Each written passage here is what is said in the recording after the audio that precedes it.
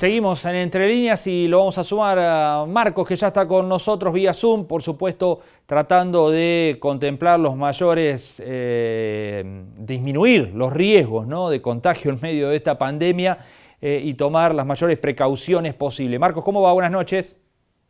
¿Qué tal, Gonzalo? ¿Cómo estás? Muy buenas noches. ¿Todo bien? Todo bien. Bueno, probando esta modalidad, ¿no?, de programa que, como lo decías, es para precisamente incrementar los cuidados que tenemos dentro del estudio para no generar situaciones riesgosas, ¿no? Así es, así es. Bueno, si te parece, le damos la bienvenida en el programa a Eduardo Donza, decíamos en la presentación, sociólogo, investigador además del Observatorio de la Deuda Social de la UCA, que ustedes saben, bueno, siempre está monitoreando justamente qué pasa con cuestiones como pobreza e indigencia en la República Argentina. Siempre es muy interesante charlar con Eduardo, así que lo sumamos y le damos la bienvenida. Eduardo, ¿cómo va? Buenas noches. Buenas noches, muchas gracias por la invitación. Bueno, muchas gracias por estar allí. Bueno, Eduardo, ¿cómo están percibiendo ustedes la situación social en medio de esta segunda ola que está transitando la Argentina? Por allí, en el AMBA, la cosa parece haber aflojado un poquito, ¿no?, por ahora, pero se transmitió hacia el interior. Córdoba está viviendo un momento muy complicado de la pandemia, con niveles de contagio muy altos y demás, y con 2 semanas de restricciones que se dispusieron en la provincia, tratando de conservar lo más posible la actividad económica. De todos modos sabemos que siempre se afecta y además venimos de una base de deterioro en el plano social y económico muy fuerte. ¿Qué están observando ustedes? Bueno, sí, a ver, en la coyuntura es como usted comentó, ¿no? Luego de 2 semanas de restricción, bueno, bajaron los casos, pero no a un valor tan bajo como estaba en los momentos en que se había llegado a algo, a aplanar esa curva, ¿no? En lo que respecta a la situación de la población, bueno, se marcaron mucho más las privaciones con respecto a la situación anterior a la pandemia.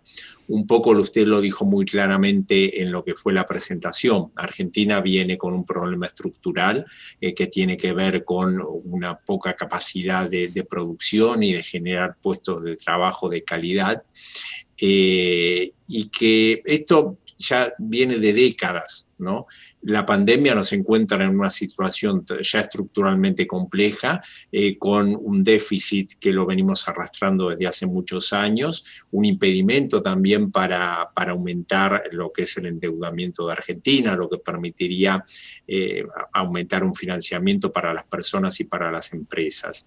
En ese contexto que ya veníamos, viene esto a nivel general de la pandemia, con la cuarentena necesaria, una pérdida muy importante de puestos de trabajo, muy marcada en los trabajos más precarios, pero también ha afectado en forma considerable a la clase media y a la clase media baja, y un tercer flagelo que tenemos en Argentina, que es la inflación, ¿no?, que es el aumento de precios, lo tenemos bastante descontrolado, y lo cual hace que los trabajadores que pudieron mantener sus puestos de trabajo entre 2019 y 2020, según los datos nuestros, las retribuciones laborales disminuyeron en el poder adquisitivo un 7%.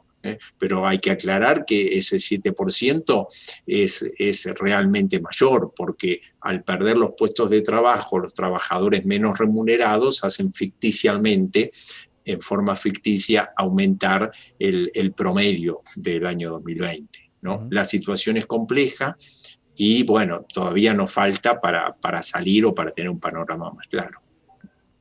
Eduardo, se está produciendo una situación no muy habitual, ¿no?, por lo menos en épocas normales, que es, como decía usted, ante la pérdida de poder adquisitivo, que hoy tener un empleo en blanco no garantiza evitar situaciones de pobreza, ¿no?, e incluso situaciones límites de llegar a canastas de indigencia, incluso, aún con sueldos que pueden estar en blanco, ¿no? Sí, por supuesto. Ese es otro indicador que generamos, ¿no? Porque siempre tenemos los argentinos como una idea de que con el hecho de conseguir un trabajo ya se sale de una situación de pobreza, ya se puede vivir bien, no por lo menos. Y a nivel global, uno de cada 4 trabajadores que están ocupados viven en hogares que están en situación de pobreza, ¿no? Y esto se marca mucho más cuando están trabajando en un sector microinformal de la economía. Ahí llega al 35%, casi 4 de cada 10. Y aunque sean registrados, como usted dice, ¿no? Ahí es el 10% de los trabajadores registrados con un empleo pleno de derechos, que a pesar de tener un ingreso que es un ingreso que supuestamente está bajo un convenio y es un ingreso importante, no pueden salir de la situación de la pobreza.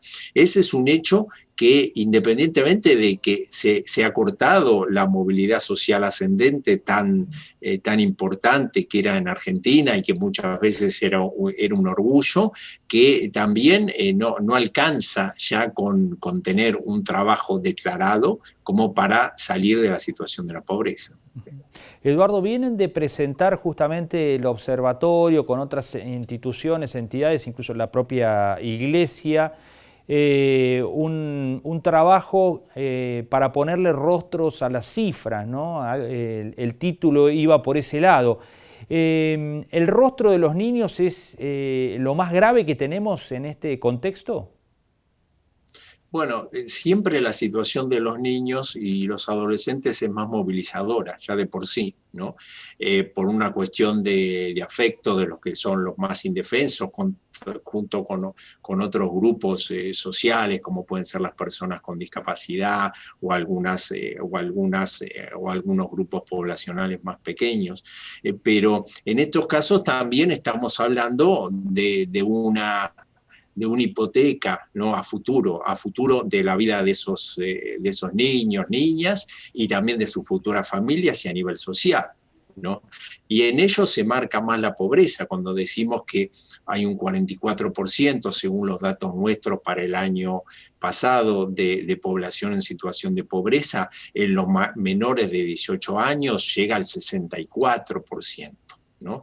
Y también que se vieron muy afectados por el hecho de la pandemia. Pensemos que muchos niños que son de familias más necesitadas, muchas veces la comida más fuerte, más sustancial del día es la que reciben en los establecimientos educativos, ¿no? Los establecimientos educativos en Argentina hacen también un colchón como para cubrir algunas necesidades de alimentación, y que eso, aunque las diferentes provincias se fueron organizando de alguna forma, que no haya presencialidad, que aunque no haya presencialidad tengan una vianda o algún tipo de asistencia alimentaria, eso se ve muy resentido, ¿no? Entonces, la situación de los niños en este contexto sí se ve significativamente alterada, ¿no?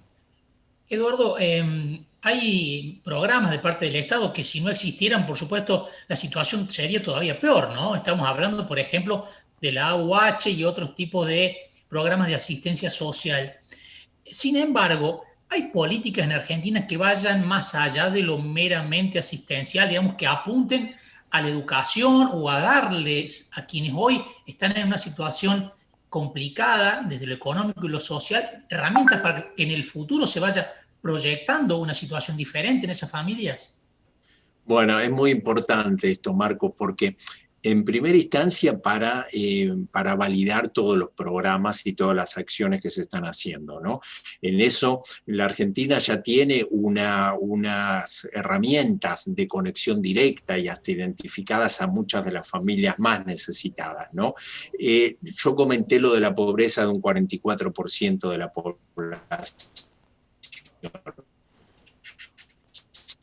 Y si no hubieran existido los programas tradicionales, hubiera pasado del 44 a un 53% la población de pobreza, ¿no? Pero ¿eso alcanza? No. Es un paliativo, es meramente poner un parchecito, es una medida de emergencia que lamentablemente en Argentina hace décadas, porque vos nombraste la AUH, que es del año 2009, ¿no? Como hace décadas que estamos en medidas de emergencia. Entonces, en estos momentos que además son tan difíciles, es cuando tenemos que reflexionar que todo lo que hicimos, ¿no? Lo que hicieron además los diferentes gobiernos, porque lo que se ve acá, que no es una cuestión de que en un gobierno empeoró mucho o empeoró poco o empeoró menos o más, entrar en los detalles. Ninguno de los gobiernos que tuvimos lo pudo solucionar, ningún enfoque de los diferentes puntos de vista, implementaciones de políticas económicas lo pudo solucionar. Entonces tenemos que reconocer que hay un problema estructural muy serio y ese problema estructural es que no tenemos políticas de Estado que apunten a la producción y al trabajo. ¿Sí? Entonces, la única forma de salir es que el mercado de trabajo mejore. Para que mejore el mercado de trabajo tiene que mejorar la estructura productiva. De ahí viene que lo que tenemos que tener, sobre todo los dirigentes, es una toma de conciencia de que esta cuestión es muy seria, que la solución puede exceder también al sistema político y hay que hacer un gran acuerdo en una mesa de diálogo en la cual estén los principales representantes de la producción y el trabajo. Los empleadores, porque sin el sector privado dinámico no vamos a generar puestos de trabajo genuinos, los formadores de precios por este flagelo tan grande de la inflación, algún formato de inversionista, porque hace décadas que en Argentina no hay inversiones genuinas y sin inversiones tanto nacionales como extranjeras no vamos a poder salir adelante. Los sindicatos, ¿sí? Las organizaciones de base, porque son en parte a los que representan a esos trabajadores excluidos, los trabajadores de la economía social, algunos que directamente no pueden ni participar de la faz productiva, y es indispensable el sistema de ciencia y tecnología, ¿no? Las universidades, los institutos nacionales de tecnología agropecuaria, tecnología industrial, porque tenemos que utilizar al máximo todas las potencialidades que tenemos como país, de las que siempre hablamos, pero nunca las podemos poner en juego, ¿no? Para generar más bienes, más servicios, aumentar la producción y apuntar no solo a un mercado interno, porque hemos llegado también a modelos que se agotaron, apuntando mucho a un mercado interno, sino un mercado de exportación. Por supuesto que esto es difícil, ¿no? Porque en esa mesa además se tienen que sentar todos sabiendo que van a tener que perder algo, ¿no? Estamos muy acostumbrados a tratar de ganar lo máximo posible en el menor tiempo posible y eso no es real, no lo vamos a poder hacer. Eduardo, la última, por lo que están observando, por el contexto que tenemos, la foto de diciembre quedó vieja, vamos a tener que enfrentar números aún mayores de pobreza y de indigencia cuando conozcamos los próximos datos. Muchas veces la pobreza y la indigencia depende mucho de la changa, ¿no? Del empleo de corta duración, ¿no? Del ingreso día a día, de lo que puede traer una actividad en una venta ambulante o en un arreglo que puede hacer un pintor, una changuita. Va a depender mucho de lo que es la evolución de los contagios y de la cuarentena, en qué medida hay que cerrar o no. Por eso se nos hace también dispar según las localidades, ¿no? Y según cada provincia. Pero digamos que ya tenemos valores extremadamente altos, ¿no? Porque decimos, bueno, hay un 44 y usted comentaba cómo puede ser tal vez un 50, pero un 30% cuando venimos de cuestiones estructurales también es un tema muy serio, ¿no? Y un tema que no es menor con esta necesidad de políticas de Estado es desarrollar políticas de desarrollo territorial de las economías regionales, ¿no? Con eso también vamos a evitar las migraciones obligadas de muchas familias a las grandes ciudades, ¿no? A los grandes cordones de pobreza e indigencia de las grandes ciudades, ¿no? Tenemos que planificar un país. Ojalá podamos hacerlo para romper todo este ciclo. Eduardo, como siempre, un gusto conversar con usted. Muchísimas gracias por estos minutos. Bueno, muchas gracias a ustedes por la participación y bueno, como decían al principio, también se da la presentación específicamente de este trabajo en el marco de la colecta de Cáritas de Más por Menos. Así es, que es este fin de semana, ¿no? Sí, muchas gracias. Porque a veces las pequeñas colaboraciones, además de una satisfacción personal, aunque sea muy pequeño, va sumando. Así ¿no? es. Y hay nuevas formas también a través de internet y todo. Bueno, que tengan muy buenas noches. Gracias, Eduardo, de nuevo, muy amable.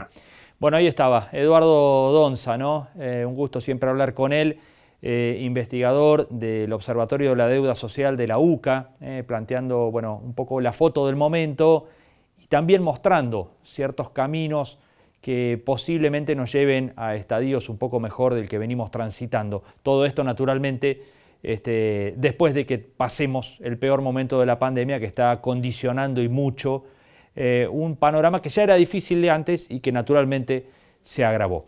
Momento de pausa, ya seguimos con más Entre Líneas.